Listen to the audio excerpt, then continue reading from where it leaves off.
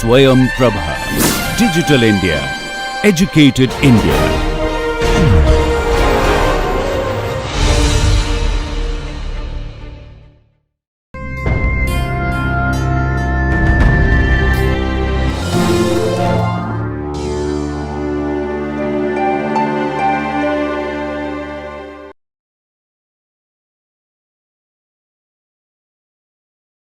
Omnibus claims.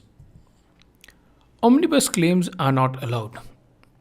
Every standard textbook on patent drafting, you will find that it almost begins by telling you that an omnibus claim is not allowed. And in practice, applicants don't file an omnibus claim.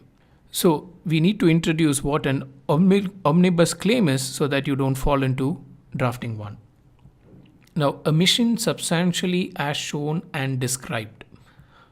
Substantially as shown and described is not clear from the claim. So you have to read the entire specification to know what omission substantially as shown and described means.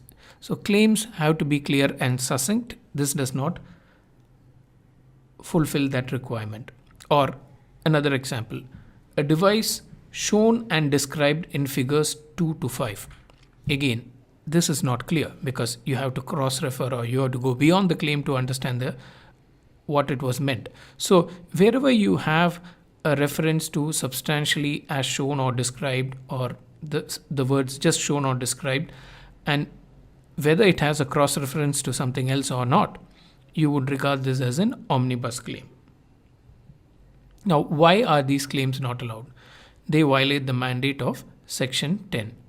Now, the 10 requires that the claims be definite, that the claims define the scope of the invention, and that the claims are clear and succinct. So it does not satisfy these conditions, and that is the reason why omnibus claims are not allowed.